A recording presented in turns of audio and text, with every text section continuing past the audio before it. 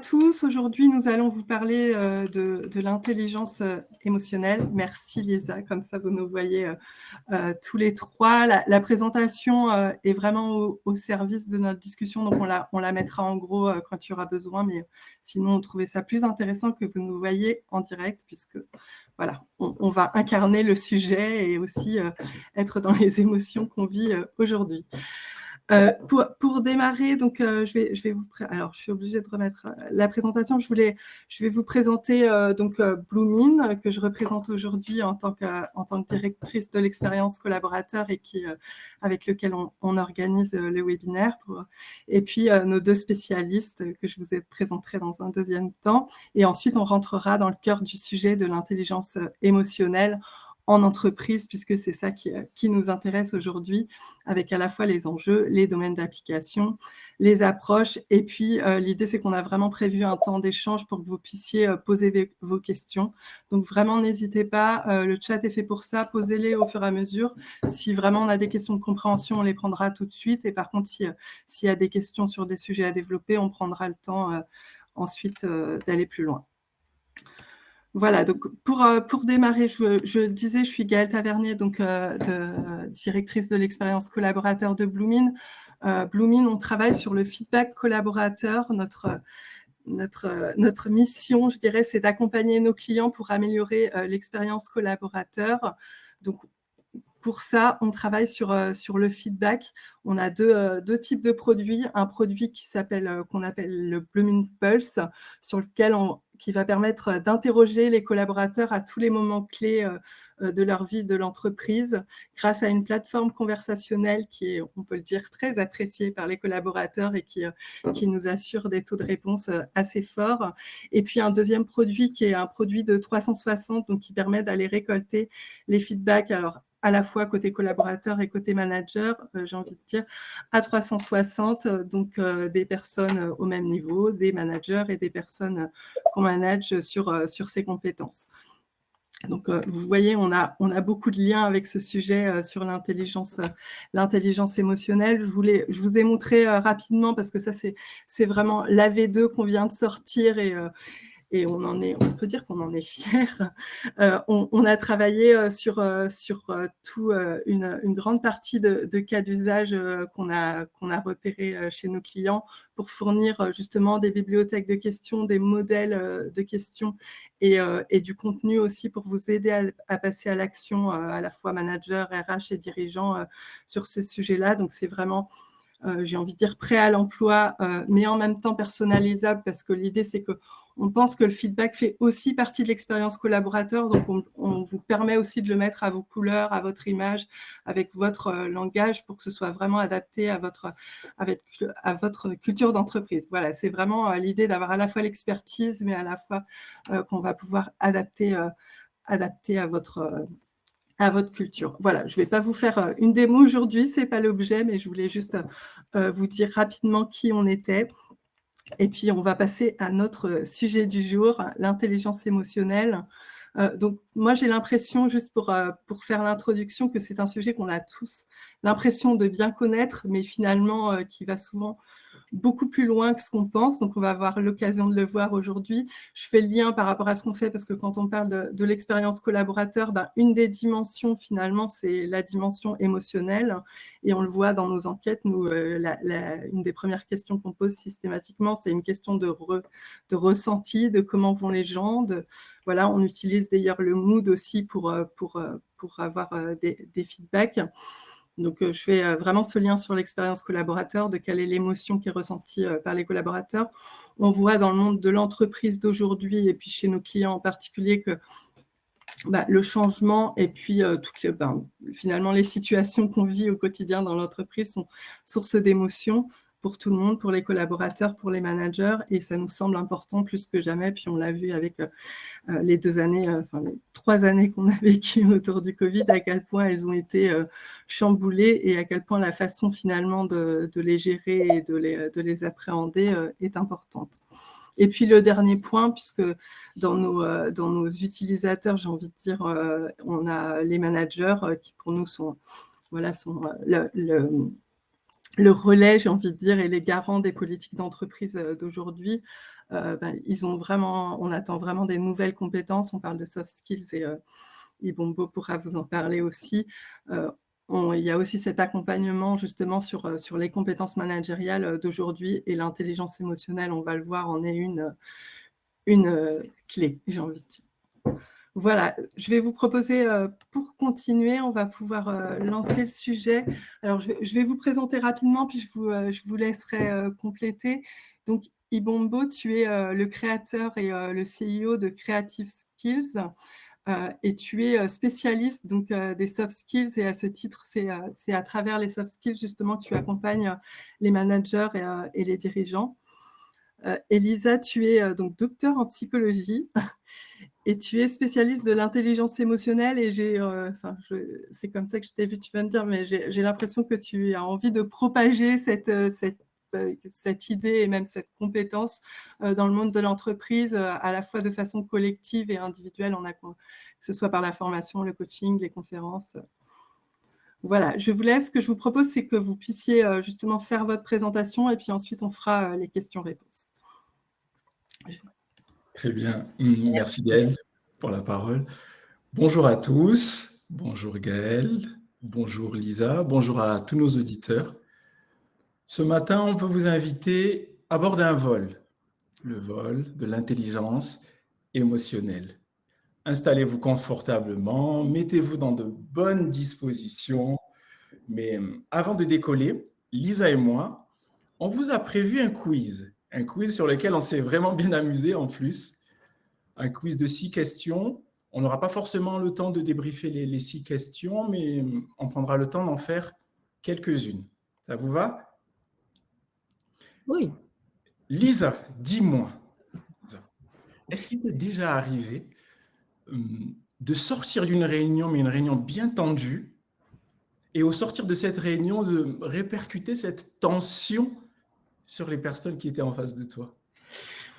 Alors oui, je mentirais si je dirais que ça m'arrive pas, ou même après plus de 20-25 ans de travail sur l'intelligence émotionnelle.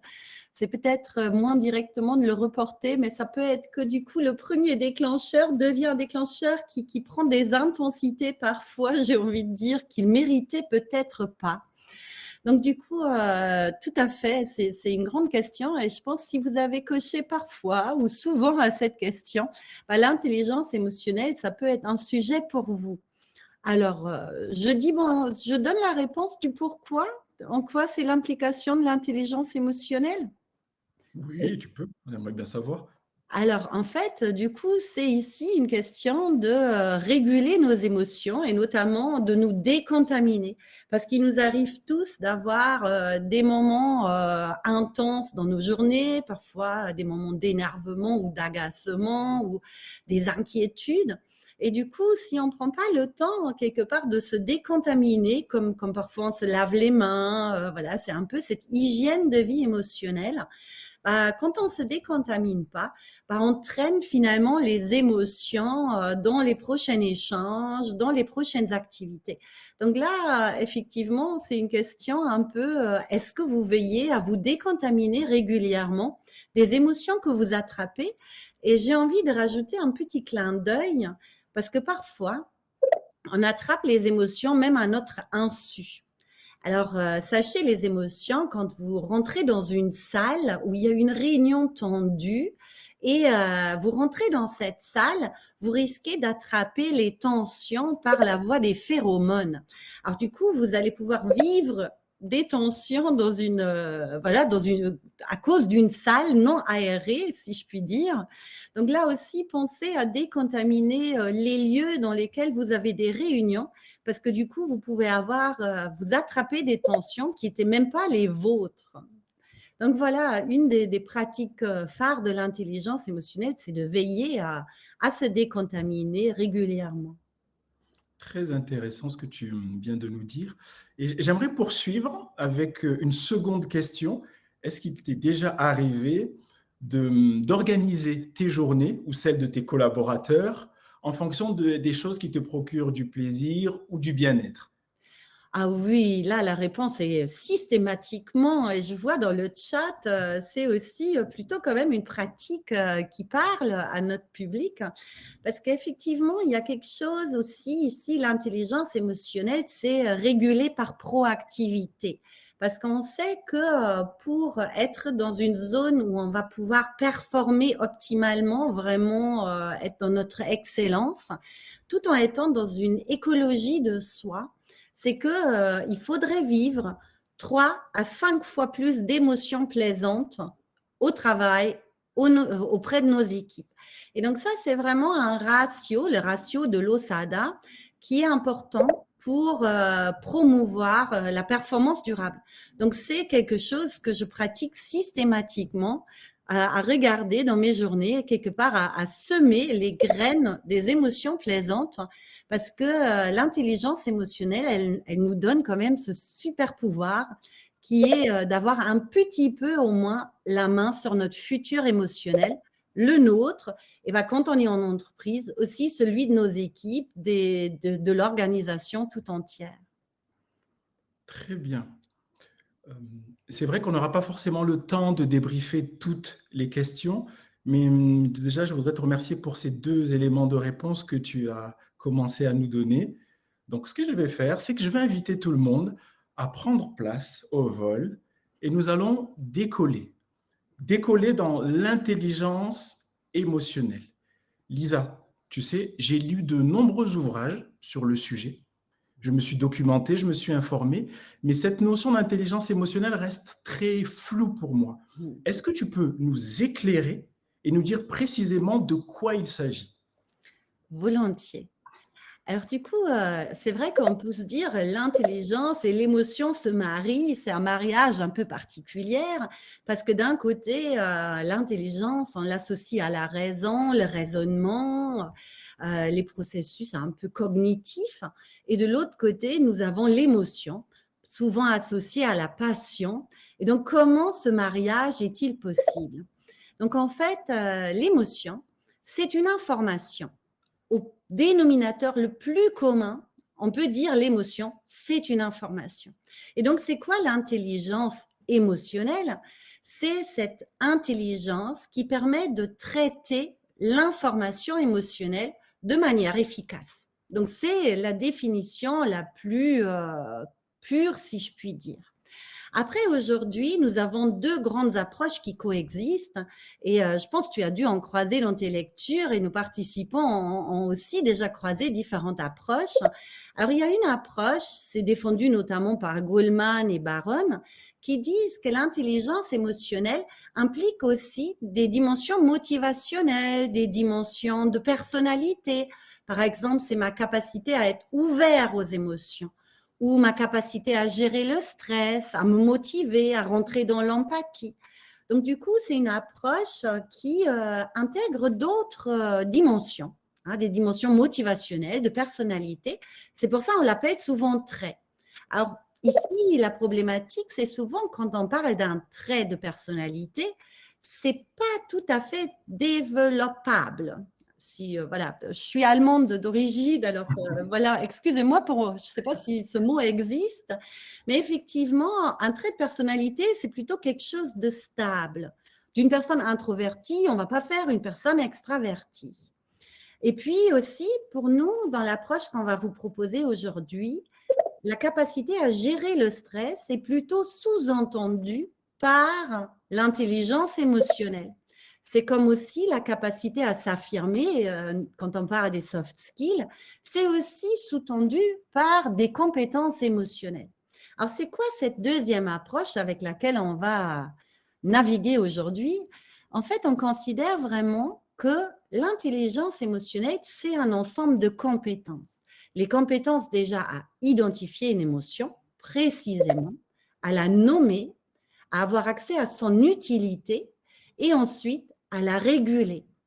Donc, du coup, on voit bien qu'elle soutient l'affirmation, qu'elle peut soutenir la gestion du stress, la prise de décision, parce que c'est un ensemble de compétences que je peux mettre en œuvre au service des objectifs opérationnels ou stratégiques que je vais avoir à gérer dans ma vie ou en entreprise, le sujet qui nous intéresse aujourd'hui.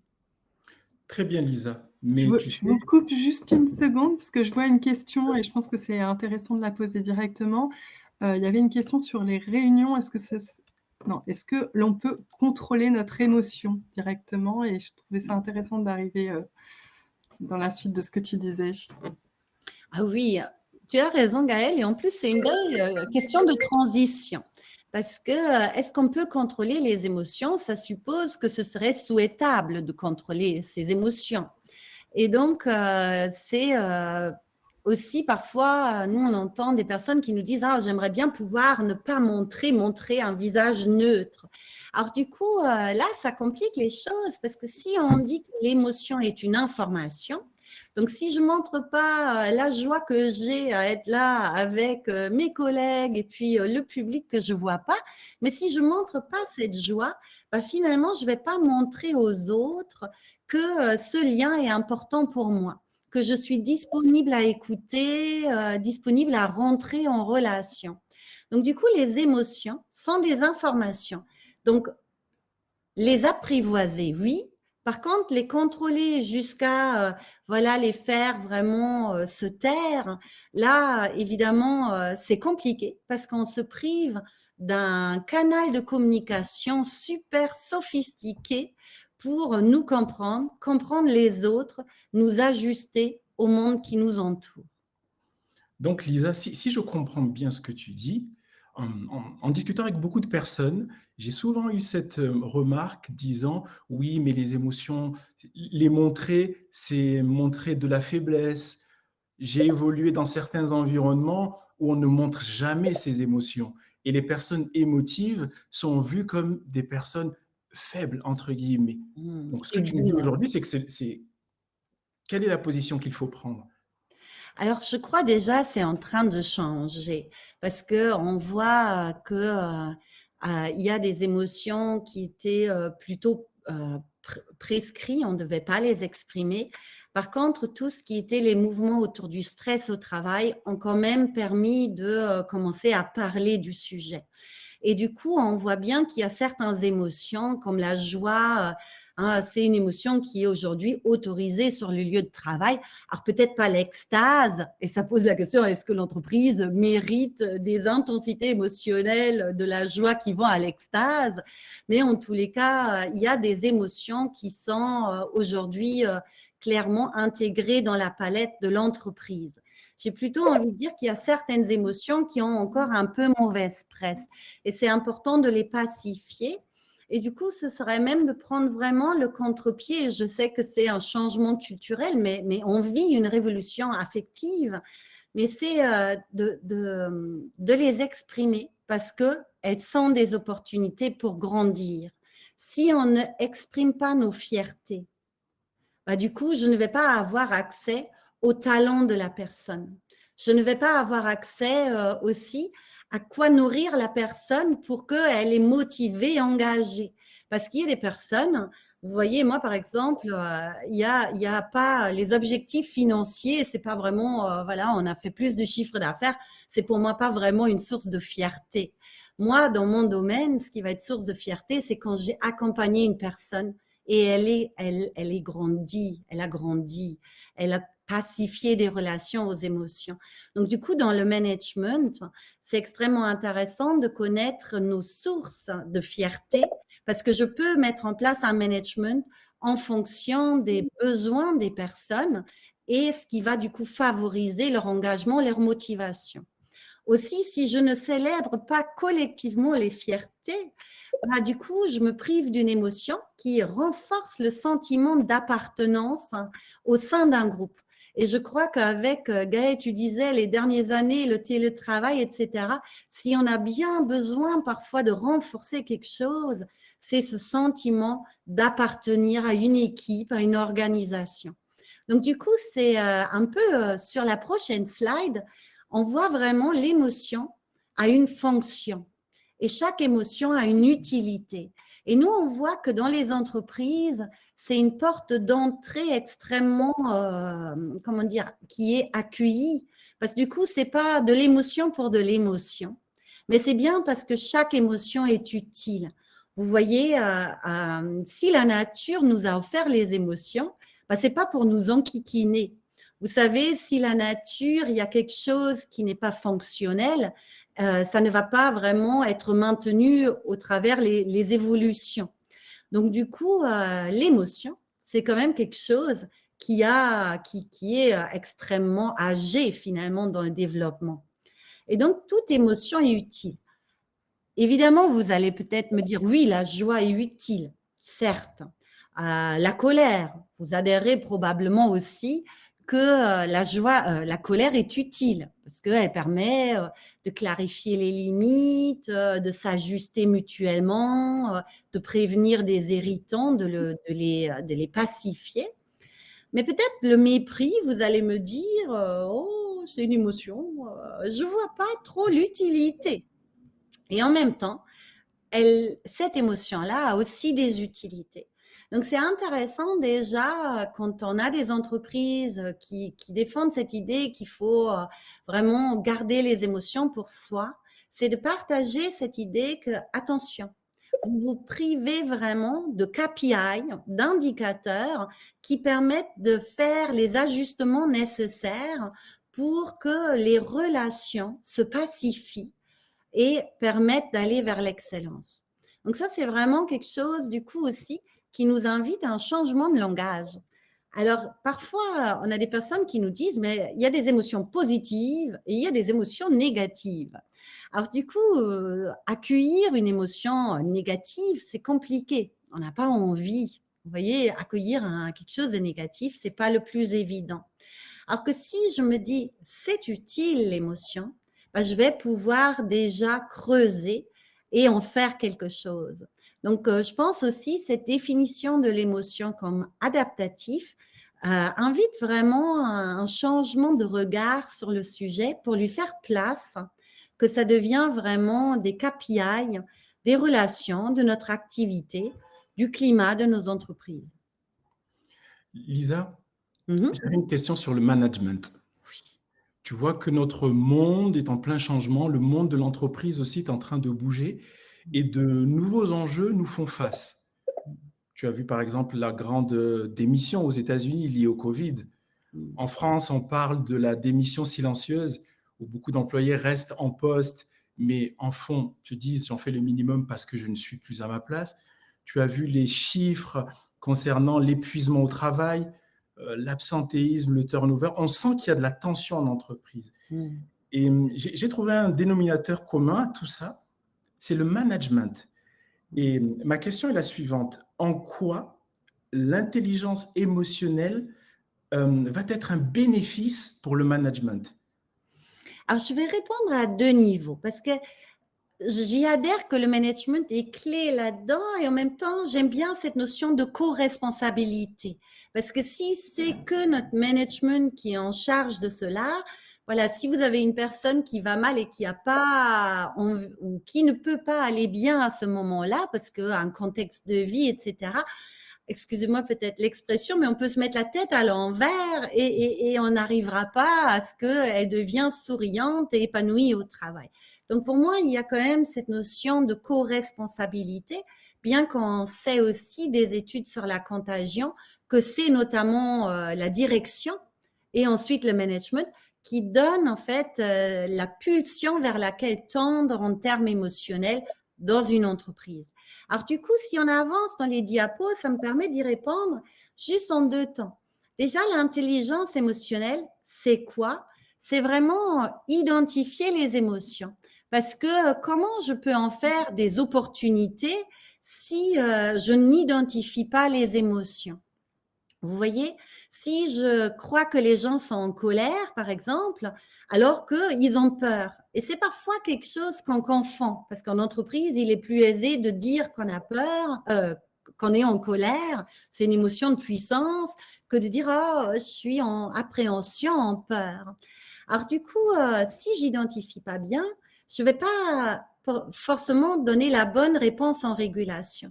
Parce que si une personne, elle est en colère, elle a eu une offense des limites, quelque chose grince au niveau des valeurs, elle a besoin de changement pour que les choses se mettent en place. Voilà, pour qu'il y ait le respect dans la relation, qu'il y ait des valeurs communes auxquelles ils adhèrent. Alors que pour la personne qui a peur, elle a cette notion, elle vit un danger, elle se sent en insécurité. Donc, ce besoin, c'est de retrouver de la sécurité, autrement dit, de recomprendre ce qui est stable, les points d'appui. Donc, si je me trompe dans mon identification et je propose du changement à la personne qui a peur alors qu'elle a besoin de stabilité, j'aggrave son état émotionnel. Et l'inverse est vrai aussi, si je propose de la sécurité, stabilité à une personne qui a besoin de changement, là aussi, j'intensifie son état émotionnel. Donc ça, c'est une première chose, c'est vraiment prendre ce temps d'identifier, de savoir à quoi on a affaire. Et là, j'ai parlé des émotions déplaisantes, mais c'est vrai évidemment aussi pour les émotions plaisantes, cherchant à les identifier, parce que du coup, j'ai accès à leur utilité. Et nous, on aime beaucoup cette étape de pensée parce que ça permet de donner un sens et d'être plus écologique dans les régulations. Nous, on a vu des équipes, des individus à chercher constamment à baisser les intensités des émotions, comme un réflexe. Alors qu'attention, parfois, une colère, elle mérite d'être exprimée à une intensité, je ne sais pas, de 4, 5 sur 7 parce que c'était quelque chose d'extrêmement important. Ou parfois, quand on est fier en équipe et on a vraiment bossé pour, on a sué, on a réalisé le challenge, c'est important de célébrer cette fierté à une grande intensité et de pas être trop timide dessus, parce que c'est ce qui posera notre confiance en soi, dans nos talents et au niveau d'équipe. Donc, du coup, l'intelligence émotionnelle, juste pour vous faire cette petite parenthèse-là, pensez bien, il y a 3 compétences clés. J'identifie chez moi, chez les autres et au niveau groupe. Je pense les émotions avant de les réguler. Parce que du coup, je sais, est-ce qu'il faut que je monte l'intensité ou je la descends pour qu'elle devienne vertueuse, ou aussi parfois on a besoin de les écourter. Comme l'exemple, je sors d'une réunion tendue pour pas diffuser ma tension. J'ai besoin d'écourter cet état. Autant que parfois, on peut prolonger une fierté, une joie pour nourrir le climat émotionnel et ce ratio 1:5. Du coup, ta question, c'était concrètement, c'est quoi en entreprise que tout ça, ça apporte? C'est ça les bons mots? Tout à fait. Quels sont les bénéfices Alors, de du coup, l'intelligence émotionnelle? sur la diapo suivante, on va voir, il y a 4 grands domaines de bénéfices et on va les parcourir ensemble. Alors, je vais commencer par les piliers bien-être et santé, parce que pour nous, en fait, si on n'est pas bien et on n'a pas compris le lien avec la santé, ça va être difficile d'aller vers l'excellence relationnelle et au niveau de la performance. Et Gaëlle, je ziote l'heure. 5 minutes, ça marche? Alors, du coup, on a parlé du bien-être. Donc, c'est ce ratio 1:5, hein, c'est le premier. Donc, une émotion déplaisante compensée par 3, voire 5 émotions plaisantes, ce qui permet en fait de garder une zone de bien-être, de garantir cette zone de bien-être dans la durée. Et nous, ce qu'on voit aujourd'hui, c'est que du coup, on a jusqu'à 3 fois moins de risques de tomber en burn-out. Beaucoup moins de risques de développer des troubles anxio-dépressifs ou des dépressions réactionnelles face à des événements lourds un peu qu'on peut vivre aujourd'hui en entreprise, mais aussi dans notre société. On voit que du coup, la satisfaction avec la vie est bien plus élevée voilà, pour les personnes qui apprivoisent les émotions. Mais ça ne veut pas dire non plus, et c'est important, que l'objectif, c'est de vivre que des émotions plaisantes. Parce que il y a bien des situations où les émotions plaisantes peuvent nous perturber. Je me rappelle avoir travaillé avec une équipe où on a travaillé sur une mise en place d'une charte émotionnelle où en fait, ils vivaient les émotions plaisantes très intensément. Et du coup, il y avait certains collaborateurs qui osaient du coup la parole et qui disaient que pour eux, c'était du coup difficile de se concentrer. et que en fait vivre des joies ou en blague, etc., leur faisait en fait perdre le fil au cours des réunions. Et en plus, on avait un indicateur assez quantitatif. Ils arrivaient quasiment jamais à finir les réunions dans l'heure convenue. Et du coup, on a travaillé sur dire, tiens, une petite intensité de joie, pourquoi pas, pour rester dans le lien, mais aussi cette activation d'une petite vigilance, hein, c'est la petite peur à 1 sur 7, si vous voulez, qui nous focalise sur les enjeux, les objectifs, etc. Donc, du coup, le bien-être n'exclut pas de vivre des émotions plaisantes uniquement. On voit clairement que ce sont après des gens déconnectés de la réalité, parfois pénibles en entreprise parce que toujours un peu exubérante. Et donc, attention, voilà, le bien-être, c'est pas que la recherche des émotions plaisantes, mais bien un équilibre. Ça marche?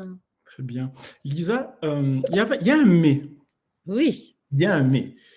J'ai entendu, j'ai compris que mes émotions sont utiles, j'ai compris qu'il y a un impact et un bénéfice pour moi et mon environnement, mais comment je fais à l'instant T pour évaluer mon intelligence émotionnelle d'une part, et deuxièmement, comment je peux faire progresser ce quotient émotionnel? Ah bah du coup, tu vois, c'est déjà à se poser cette question, mais j'en suis où dans ma météo? Et du coup, voilà, c'est quoi ce que je ressens? Et d'ailleurs, n'interagissez jamais avec une personne sans avoir une idée de sa météo, parce que du coup, une critique peut être très, très mal prise, un compliment peut créer de la gêne, vous voyez, ça peut avoir des outputs très, très différents. Donc, c'est déjà, voilà, je prends conscience de ma météo. Et après, je pense mon état émotionnel en termes d'intensité. Et ça, c'est extrêmement important parce que parfois, quand les émotions sont très intenses, il est extrêmement difficile de réfléchir et de réfléchir de manière stratégique comment faire des émotions, des ressources au service de mes objectifs opérationnels. Et là, on rentre dans cette dimension quelque part de performance. Nous, on aime bien cette idée que les émotions, quand on cherche à les réguler en entreprise, c'est pas juste dans une question de monde de bisounours, c'est évidemment pour aller les canaliser au service de nos objectifs opérationnels. Donc, du coup, on parlait de cette question de joie. Je pense à aucun de nous, il viendra à l'idée de prendre la voiture en pleine extase. Vous voyez, ce serait une vision hautement risquée parce qu'on a une baisse de vigilance, etc. Mais du coup, nous, on a parfois des managers qui nous disent, mais pourquoi on devrait réguler la joie de nos collaborateurs vers la baisse? Pourquoi réguler la joie vers la baisse dans une réunion? Si dans la réunion, il faut être concentré sur nos enjeux, il est intéressant d'être créatif, trouver des solutions out of the box. La joie n'est pas du tout la bonne émotion. Il va falloir convoquer d'autres émotions, celles qui focalisent notre attention. Donc, du coup, ta question, c'est comment je développe ça? Il y a déjà un premier niveau, et on le sait, c'est dans tous les développements de compétences, il y a un premier niveau de connaissance. Si je ne connais pas les émotions, si j'ai pas un dictionnaire affectif un peu, voilà, qui a, comment dire, qui a plusieurs pages, vous voyez, les dictionnaires, le Larousse, vous voyez, il a un sacré nombre de pages. Et donc, on a besoin aussi d'étoffer, c'est mon faux ami en langue française, notre dictionnaire affectif.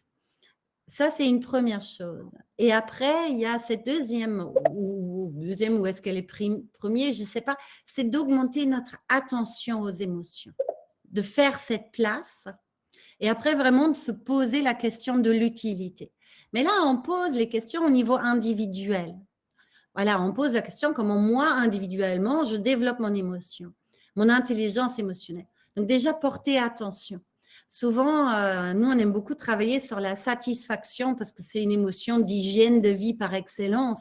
Elle fait baisser notre charge mentale, elle relâche, vous voyez, nos muscles, elle ralentit le rythme cardiaque et respiratoire. Mais nous, on voit que beaucoup de personnes ratent les déclencheurs de la satisfaction. parce qu'on a un niveau de performance, d'exigence, de challenge élevé. Et du coup, quand on a fini juste un email, ben, on ne prend pas le temps d'accuser réception qu'on a fini quelque chose. Ou quand voilà, on a assisté à ce temps ensemble, parfois on plonge dans la prochaine activité sans avoir pris le temps de savourer. Donc du coup, augmenter son attention, accueillir les émotions et puis travailler l'agilité, j'identifie, j'accède à l'utilité et ensuite je cherche à réguler. Donc ça, c'est au niveau individuel. Mais il y a plein d'applications aussi au niveau collectif. Alors, c'est aussi sur la diapositive suivante, je crois, on a mis comme ça un échantillon des différents domaines d'application. Donc, évidemment, en individuel pour du développement. Nous, on aime beaucoup aussi travailler avec un outil parce que quand on développe les compétences émotionnelles, c'est toujours intéressant de savoir d'où on part. Comme ça, on peut faire de l'accompagnement sur mesure parce que si quelqu'un sait bien identifier les grandes émotions, ben, on va travailler plutôt identifier les émotions moins classiques, l'envie, l'espoir, vous voyez, des émotions un peu moins communes. Et puis aussi, ça permet à la fin de savoir si on a progressé. Et je trouve que c'est important aussi voilà, d'inscrire parfois du testing. On peut du coup aussi l'utiliser évidemment dans le recrutement. Et c'est intéressant quand on veut vraiment intégrer l'intelligence émotionnelle dans l'ADN de l'entreprise. Parce que du coup, dans le recrutement, on peut voir aussi la maturité émotionnelle de la personne. Si vous êtes une équipe qui veut faire ou qui est en train de faire dans l'entreprise de l'intelligence émotionnelle de son ADN, si vous recrutez un profil très peu mature, il faut être conscient qu'il faut mettre du développement derrière. Donc, du coup, c'est aussi intéressant à ce niveau-là, ou encore sur des postes émotionnellement ou à haute exigence émotionnelle. Je pense notamment, je sais, il y a des RH dans la salle. Ah, on est quand même entre un peu marteau et enclume, je crois, vous dites en français, et on est un peu en sandwich émotionnel de partout. Et donc là, c'est évidemment intéressant aussi d'accompagner l'IE pour déjà avoir une durabilité, mais aussi de pouvoir promouvoir cette belle intelligence auprès des troupes, en fait. Après, voilà, il y a aussi d'autres outils, je ne sais pas, dites-moi, parce qu'il y a les cohésions d'équipe, et moi, j'aime beaucoup, parce que du coup, on sait l'émotion est un langage universel, et quand on le partage, ben, on pacifie l'expression des émotions. Je vois des équipes par la suite qui disent « Ah, je vois, il y a un agacement, dis-moi, est-ce qu'il y a eu une valeur, une limite offensée, ce n'était pas mon intention, dis-moi. » Qu'est-ce qui s'est passé, comme ça on s'ajuste, ou aussi des équipes qui partagent du coup ce qui leur procure de la joie dans le collaboratif. Donc là, c'est pour partager sur tous les petits déclencheurs sur lesquels on peut marcher dessus pour promouvoir le bien-être. Donc du coup, là, il y a vraiment un langage. On a quelques exemples comme ça d'entreprises où on a commencé avec le comité de direction, ensuite les lignées managériales et on a fait les collaborateurs. Et c'est extrêmement transformant parce que du coup, on parle aisément des émotions. Tu vois, quand je vois, je ne sais pas, voilà, un doute ou je ne sais pas, je dis, ah, alors je vois un doute, dis-moi, c'est quoi ton déclencheur? Ce serait quoi ton besoin? Et dis-moi l'intensité. Tiens, réfléchissons à quoi ça peut nous être utile. Donc, ça crée une facilité, en fait, de parler émotion. Et du coup, on a vraiment accès à tout cet pouvoir des KPI émotions pour prévenir toutes les situations de tension, à risque, être plus agile, plus soudé dans les collectifs, etc. Puis voilà, il y a les formations, voilà, il y a un univers. Mais je crois dans cet univers, ce qui est toujours important, c'est partir du sur-mesure. Parce qu'aucune entreprise que j'ai rencontrée n'est pareille, aucun individu n'est pareil. Et quand on parle d'intelligence émotionnelle, ce qui est aussi important, et je crois on partage tous cette idée-là, c'est de partir vraiment du besoin, du niveau de maturité, de là où on est, pour mettre en place une démarche qui… Vous voyez, il y a un psychologue, j'affectionne beaucoup, Vygotsky, qui parlait de cette zone de développement proximal. Parce que, voilà, à un moment, vous voyez un enfant, il est prêt à commencer à faire du vélo sans roue. Voilà. Et si on essaie de le faire trop tôt, bah, on ne va pas vraiment le motiver à faire du vélo. Le gap, le pas va être trop fort. Et je crois avec l'intelligence émotionnelle, c'est pareil. Partant du niveau de maturité, de là où sont les individus, les entreprises, pour aller engager cette zone de développement et faire de l'intelligence émotionnelle un outil. Merci beaucoup, Lisa. On arrive au terme du temps qui nous était imparti, c'est ça, Gaëlle? Oui, qui est un petit peu dépassé même, je dirais. Et on a surtout beaucoup de questions. Donc, on y je ne va. sais pas si vous aviez des derniers points à ajouter ou si on passe aux questions. Moi, je voudrais juste rajouter un point, Lisa, si tu le permets. Ce que j'ai compris, c'est qu'en fait, je ne suis pas un robot. Je ne suis pas un robot et mes émotions me parlent. Et les émotions de mes collaborateurs parlent aussi. Et si j'arrive à avoir cette agilité émotionnelle, je pourrai être plus performant dans mon quotidien. Mon équipe sera plus performante. Ça va me donner beaucoup de bien-être et de meilleure santé. Et surtout, je vais améliorer ma qualité relationnelle. Merci pour cette pépite. Merci. Gaëlle, as-tu des questions? Alors, je vais essayer de prendre toutes les questions. Vous ne m'en voudrez pas si j'en oublie. J'avais une première question, parce je vais regrouper deux questions même, parce qu'on l'a vu, l'intelligence donc émotionnelle, c'est vraiment l'accès à ses émotions et aux émotions des autres. Et je pense que c'est des questions plutôt d'ordre managérial. Alors, il y avait les deux côtés. Il y a comment faire quand j'ai une émotion très négative et que je n'arrive pas, qu'est-ce que j'en fais derrière? Justement, je le fais de mémoire parce qu'il y a tellement de questions que je ne les ai pas toutes sous les yeux. Donc, n'hésitez pas à me redire si je me trompe. Voilà, ce côté de qu'est-ce que je fais de cette émotion après, quand je n'ai pas la place pour l'exprimer aussi et pour voilà. Et puis il y avait le côté justement côté manager, comment faire pour encourager mes collaborateurs à exprimer leurs émotions. Et le cran d'au-dessus, j'ai envie de dire, c'est comment faire pour que ceux qui n'ont pas des... Pardon. Une question en même temps, sinon je vais perdre la fille. Vas-y, on commence par celle-là, je garde la dernière pour après. Eh bien, garde-la bien. Alors, les émotions négatives et quoi en faire? Quand moi, j'ai une émotion négative, alors déjà, qu'est-ce que c'est une émotion négative? Et gardez bien en tête, c'est effectivement, plus je vais chercher à la mettre sur le tapis, plus elle va gronder, toquer à ma porte et chercher une porte de sortie. Donc ça, c'est vraiment important. Alors pour moi, il y a un premier twist à faire parce que toute émotion est une énergie, toute émotion est une information. Donc c'est de la welcome, je ne sais pas, le terme anglais me vient, mais de lui souhaiter la bienvenue et dire ok, tu es là. Donc, dis-moi, tu es déplaisante à vivre, mais qu'est-ce que tu cherches à me dire? Et parfois, effectivement, on ne peut pas faire ça à l'instant T parce qu'on a une réunion, on est en face avec quelqu'un, je ne sais pas, c'est parfois compliqué. Donc, nous, ce qu'on conseille vraiment, c'est de prendre rendez-vous avec l'émotion. Et du coup, vous allez voir quand vous… c'est aussi, du coup, l'émotion, elle va vous laisser un peu plus tranquille dans la journée. Si vous dites, écoute, je prends rendez-vous avec toi à 17h30, j'ai fini ma journée ou 18h, je vais me mettre dans une bulle et je vais vraiment prendre le temps de t'écouter. Et du coup, là, évidemment, il y a plein d'approches. Nous, on aime beaucoup travailler avec la roue de Scherer de Genève, Scherer et Tran. Et c'est une roue qui est assez bien documentée avec 16 émotions.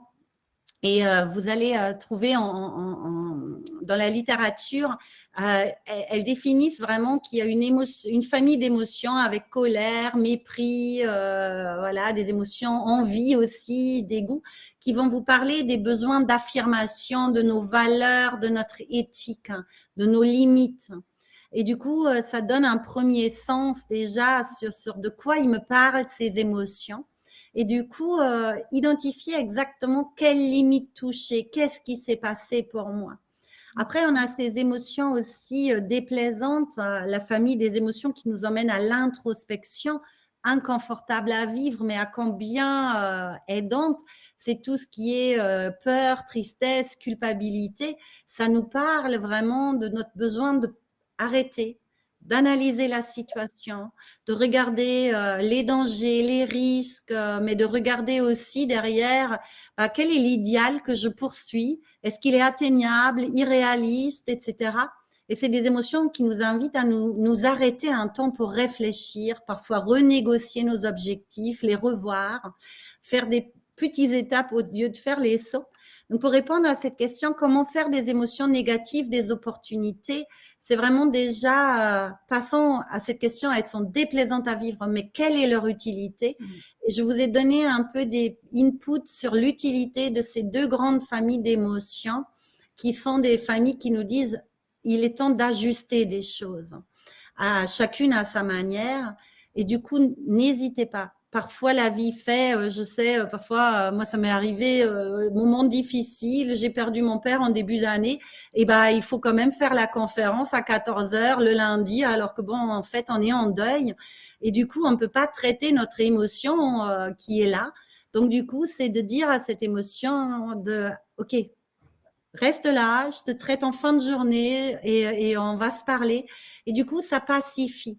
Donc, que ce soit hors vie pro ou parfois des émotions au niveau pro qui nous parasitent, vous pouvez les mettre un peu de côté, mais prenez rendez-vous pour les traiter parce que supprimer une émotion, ça ne fait que les aggraver. Est-ce que ça répond, Gaëlle? Pour moi, oui, mais j'espère que ça répond pour les personnes pour les personnes qui ont posé les questions. Dites-nous si vous attendez d'autres questions, justement, sur plutôt côté manager. C'est comment aider ces équipes à exprimer ces émotions. Voilà, et des personnes qui n'ont peut-être pas l'habitude justement de le faire. Comment est-ce qu'on peut les accompagner sur ces sujets-là? Alors, je crois qu'il y a déjà une première bonne pratique, c'est vraiment de valoriser le ça va. Je crois, on pose souvent cette question ça va, et en fait, on n'a pas vraiment envie d'avoir une réponse, ou on veut une réponse un peu prescrite qui oui, ça va. Et en fait, de valoriser ce temps de météo, avec aussi cette option de dire aujourd'hui ça va pas, mais je veux pas en parler, mais sachez juste que ça va pas. Et du coup, c'est un indicateur pour s'ajuster. Donc, c'est toutes ces techniques aussi parfois de météo. Et je vous invite à être vraiment patient, de prendre le temps parce que quand on commence les météos, parfois c'est d'abord du politiquement correct. Et là, évidemment, notre rôle, c'est de promouvoir l'authenticité. Après, on n'a pas besoin de tout expliquer parce que l'émotion, c'est juste le signal pour s'adapter. Mais dire, voilà, moi aujourd'hui, je suis un peu triste, mais bon, c'est comme ça. Et en même temps, je suis aussi ravie et curieuse de cette belle journée. C'est OK, ça aide déjà à savoir à quoi on a affaire. Et donc, quand on commence à instaurer ces habitudes, aussi parfois de questionner, c'est quoi ta source, c'est quoi ton besoin, au fur et à mesure, on peut continuer à l'affiner. Parce que ça peut être, ça va, comment vas-tu dans ton poste, comment vas-tu au sein de l'équipe. Et là aussi, c'est intéressant de le faire au moins une fois par mois, tous les 6 semaines, de faire cette météo élargie pour avoir vraiment accès aux différentes KPI. Et je crois après, est-ce qu'il y a une autre chose, c'est peut-être partager avec les personnes cette croyance fondamentale que l'émotion est utile. Vous avez été à un atelier webinaire, vous avez appris ça, donc exportez-le dans vos équipes en disant, voilà, maintenant, je vous invite, parce que j'y crois vraiment, pourquoi pas, d'aller favoriser cette expression parce que c'est utile. Alors, oui, j'allais réagir à ce que tu disais justement. Est-ce que tu penses que le manager, justement, il a un rôle modèle d'exprimer, de nommer et d'exprimer les émotions? Tout à fait. Il a un rôle modèle parce que nous, et j'ai vu une question sur les livres, La contagion émotionnelle par Christophe Hague est vraiment un très beau livre sur le sujet. Et on voit clairement dans les études qu'en fait, si le manager n'exprime pas ou n'est pas authentique dans l'expression, ça devient la norme dans l'équipe. Et donc, il y a une réflexion supplémentaire à mener qui est vraiment quelles sont en fait les valeurs autour de l'émotion, de l'expression émotionnelle qu'on souhaite promouvoir au sein de l'équipe. Et là, je dirais même encore l'étage au-dessus, si dans la direction, on défend que non, on ne veut pas qu'on exprime les émotions et nous, on forme les managers, bah, parfois, c'est une injonction paradoxale parce qu'on les forme pour gérer ça avec les collaborateurs, mais eux, en fait, vis-à-vis de la direction, là, ce n'est pas cohérent. Donc, oui, les dirigeants, les managers sont vraiment l'impulseur, j'ai envie de dire, de ces valeurs autour de l'expression émotionnelle. D'ailleurs, j'ai une question, si tu me le permets, Gaëlle. Une question que je vais te poser, Lisa, qui rejoint beaucoup de questions qui reviennent dans le chat. Comment on fait aujourd'hui concrètement pour instaurer justement cette culture de l'intelligence émotionnelle dans l'entreprise? Comment on peut le faire concrètement? C'est effectivement une question intéressante et je crois que c'est déjà faire le lien avec beaucoup des valeurs dans l'entreprise et de voir que ce n'est pas quelque chose de nouveau en fait qu'on cherche à faire. Moi là, on travaille avec une entreprise et leurs valeurs, c'est ouverture, responsabilité, engagement. Donc, on voit bien que l'intelligence émotionnelle est au cœur. Et donc, je crois que c'est pas forcément d'arriver en disant c'est quelque chose c'est une continuité en fait. C'est juste une continuité de faire vivre vos valeurs. Il y a les démarches QVT, qualité de vie au travail, ou QVCT maintenant, les démarches risques psychosociaux. Ben, l'émotion, elle est au cœur. J'avais comme ça, on avait une équipe qui tournait mal, difficile, et il y avait une dame qui n'a pas exprimé ses colères pendant 17 ans au management. Ah oui, on était dans une situation de risque psychosocial. Donc, vous voyez ce que je veux dire? En fait, vous avez déjà plein de dispositifs, plein d'approches qui, en fait, impliquent l'émotion. Et donc, l'intelligence émotionnelle, voilà, pour moi, ça donne cette cohérence à toutes ces démarches parce qu'elle est partout. Et donc, pour l'instaurer dans l'entreprise, c'est parfois plus évident d'arriver à dire c'est une continuité, c'est le prochain pas à prendre. Voilà, et on a aujourd'hui des enjeux forts sur le stress parce que notre vie déjà dans la société devient quand même challengeant. L'entreprise n'est pas toujours le plus évident avec des enjeux forts, des manques de ressources. Donc, voilà, c'est juste un pas. C'est pas d'ici à la Lune. C'est voilà, moi je suis à Lyon, c'est peut-être d'ici à Paris, voilà, mais c'est pas d'ici à la Lune le pas pour intégrer l'intelligence émotionnelle. Ok, je garde 3 dernières questions et après. Ouais. Là, c'était une question. Être intelligent émotionnellement, est-ce que c'est être hypersensible? Et du coup, je rajouterais aussi la question derrière, de justement comment gérer cette différence de sensibilité aux émotions quand on a une équipe avec des personnes qu'on... Alors, il y a la question de les exprimer et de les ressentir, qui sont 2 questions en plus très différentes, mais on voit bien qu'on peut se retrouver avec justement des émotions qui sortent malgré elles pour certaines personnes et d'autres où on est incapable de dire ce que la personne ressent. Donc, comment est-ce qu'on fait quand on doit faire construire une équipe avec des personnalités aussi différentes? Alors, c'est vrai que nous, on aime beaucoup dans les équipes faire les bilans de compétences émotionnelles parce que ça nous permet de comprendre le fonctionnement émotionnel de chacun. Et à partir des bilans individuels, on fait ensuite un bilan collectif et après, voilà, on apprivoise le langage commun. Pour moi, si je devrais donner un truc et astuce déjà à exporter ici et maintenant, en fait, j'aime beaucoup les métaphores de l'émotion et ça nous donne vraiment accès au fonctionnement émotionnel souvent de la personne. Et moi, quand je travaille avec les personnes, c'est une question systématique. Parce que si vous avez quelqu'un qui dit bah, pour moi, les émotions, c'est cocotte minute, ou quelqu'un qui dit pour moi, l'émotion, bah, c'est un volcan ou un arc-en-ciel, une symphonie, vous imaginez bien les multiples fonctionnements émotionnels que vous avez derrière.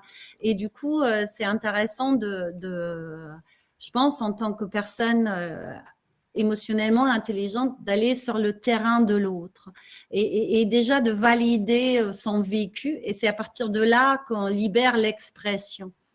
Et donc ça, c'est un premier point. Après, voilà, cette question des hypersensibles, et je sais aussi des HPE, ce genre de choses, c'est pas que ce sont forcément des gens qui ont une intelligence émotionnelle développée. Hein. On est bien sûr, ils ont une sensibilité accrue à tous les indices des émotions. Et ça peut parfois être extrêmement débordant. Alors moi, je suis hypersensible moi-même, ce qui a un peu emmené à mon voyage dès mes 15 ans dans ce domaine. Parce qu'en fait, vous voyez, vous êtes doté d'un séismographe d'indices émotionnels, mais en fait, si on ne vous apprend pas à lire les indices déjà pour dire et nommer j'ai affaire à ça ou à ça, si vous n'arrivez pas à définir l'intensité de ce que vous ressentez parce que tout part au plafond, ben en fait, ça va être compliqué. Donc, nous, on sait que développer ces 3 capacités clés, j'identifie, je pense l'émotion et ensuite je la régule, c'est extrêmement important. Et après, il y a aussi un travail particulier, comment canaliser les émotions intenses. On a dit tout à l'heure, ça ne sert à rien de les penser. Il faut déjà, je ne sais pas, respirer, boire de l'eau, marcher, redescendre l'intensité dans le corps et ensuite, on va pouvoir les analyser. Pour moi, c'est des ressources extraordinaires et c'est parfois bien plus aisé de travailler avec des hypersensibles, l'intelligence émotionnelle qu'avec des hémogrammes plats. Voilà, et en même temps, l'approche intelligence émotionnelle parle aux deux, parce que ceux qui sont parfois des ingénieurs qui expriment moins sans vouloir faire du stéréotype, bien que je le fais, excusez-moi, mais c'est de leur… Ils comprennent très bien l'utilité. Et j'accompagne un avec qui on travaille de rajouter partout deux points d'expression pour aider les autres à lire davantage ce qu'ils ressentent. Et ils voient déjà la fluidité que ça installe. Autant que pour l'hypersensible, ça va permettre de l'exprimer plus modérément et donc plus audible pour l'entourage. Okay. Ah, donc, il a trouvé un langage commun, en fait. Et oui, exactement. Okay. Et du Alors, coup, il y avait juste les profils émotionnels. Et je crois que c'est ça aussi, sans juger les différents profils émotionnels, c'est comme ça, comment on peut arriver à ce langage commun. Excusez-moi. Okay. Il y avait juste une petite question sur une personne qui voulait plus d'explications sur ce que veut dire penser l'émotion. Alors, penser l'émotion… Dernière et après on arrête. Ok. Alors, en fait, quand j'ai identifié, par exemple, que j'ai une émotion, voilà, je ne sais pas, qu'est-ce que je peux prendre? Ben là, j'ai de la joie parce qu'on a passé un temps ensemble et c'est chouette. J'ai l'impression que ça s'est bien passé, donc je suis en joie. En plus, super équipe, super public, voilà. Quelqu'un aussi extraordinaire en technique. Donc, du coup, tu vois, c'est penser l'émotion, c'est du coup de me dire, tiens, mais en fait, à quelle intensité je ressens cette joie-là? Ah, peut-être, du coup, au regard de mes indices et tout, je peux dire, je vais vous faire un exemple caricatural, mais je peux dire, je suis à 5 sur 7. Et du coup, c'est quoi l'utilité? Ben, ça va créer du lien, mais il y a aussi le risque que c'est énergétivore. Le risque que je suis peut-être un peu exubérante et que je ne laisse pas assez de place aux autres ou que je ne suis pas assez vigilante. Ah, ok. Et du coup, je pense mon expérience émotionnelle. Et l'étape suivante, c'est de me dire, est-ce que du coup, l'émotion, dans mon exemple de joie, à l'intensité 5 sur 7, est aidante pour ce que je fais? Alors, mon objectif ici avec vous, c'est de capter notre auditoire, de créer du lien en plus à distance.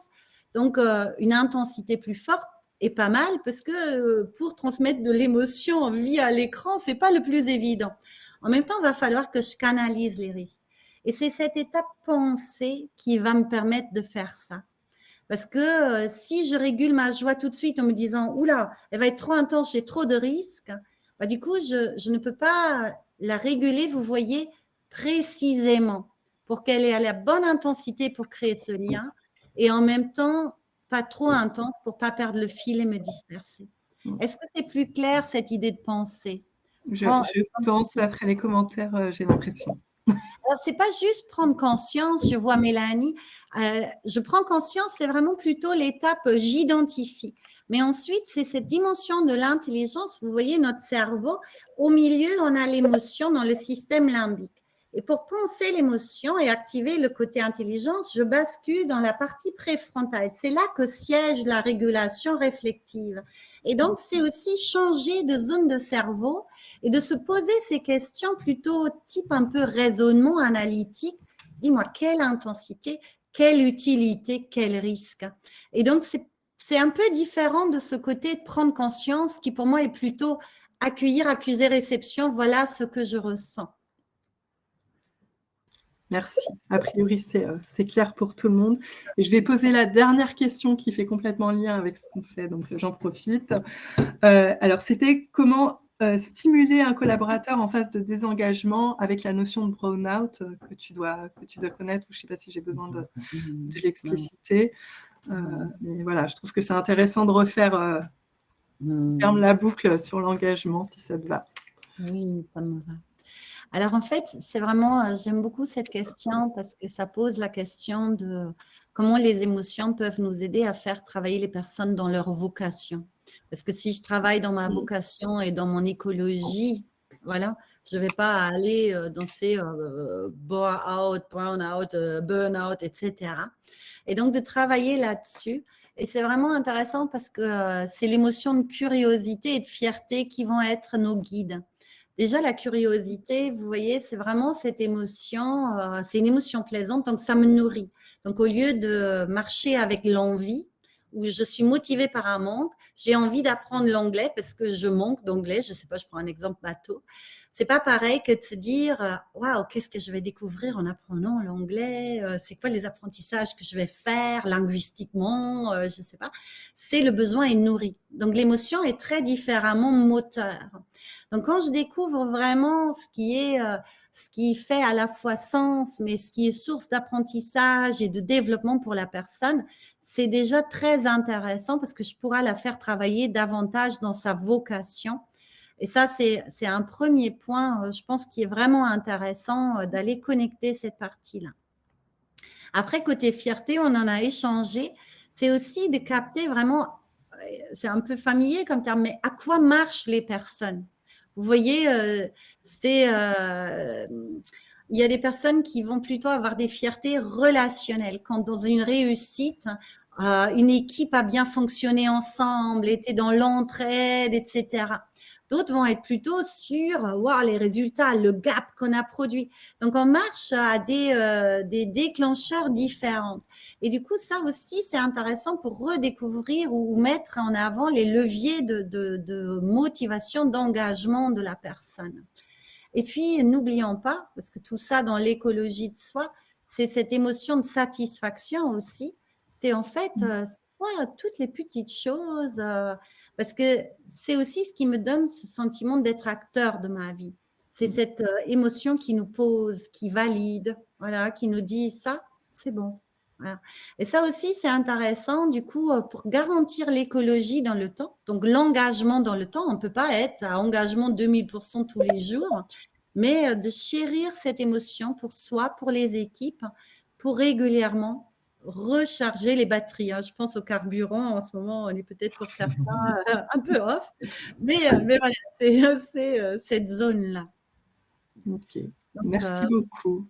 Je pense qu'on va conclure sur ça. Un grand merci à vous. Je ne sais pas si, Bombo, tu voulais rajouter quelque chose aussi. Non, tout a été dit, la boucle est bouclée. Aussi. Écoutez, un grand merci à vous. On va terminer. Merci beaucoup à tous les participants pour vos questions qui ont enrichi le débat. Et puis encore merci Lisa et Bombo pour cette présentation. Très bonne journée à tous. Merci à vous. Bonne journée merci à Lisa, tous. Merci Gaëlle. Merci. Au revoir. Au revoir.